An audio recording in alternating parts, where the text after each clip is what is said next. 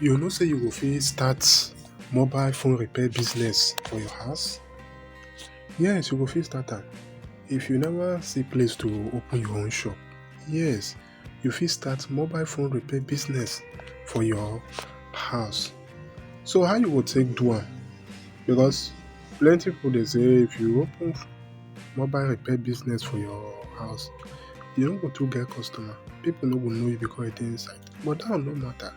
Business na business. Na from somewhere person dey start before e get plenty money. So for today's video, I wan show you how you go take start mobile phone repair business for your house. Number one, learn the work. E dey very important. After you don learn the work, you go come acquire plenty skills wey you go fit use do work. Number two, find place for your house make you take start am.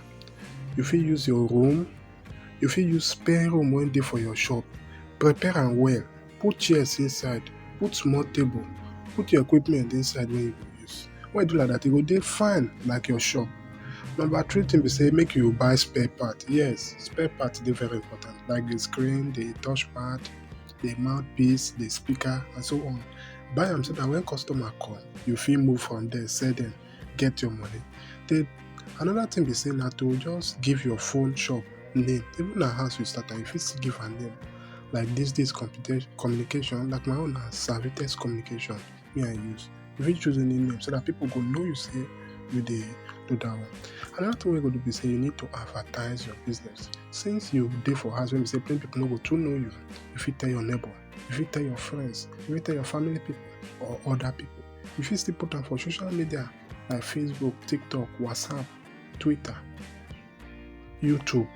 If you put am there, you dey bring awareness to your business. So even though say you never get shop for road, you fit start your mobile phone repair business for house. I hope say you like the video. Subscribe to our channel, like the video, follow our Facebook page. Bye.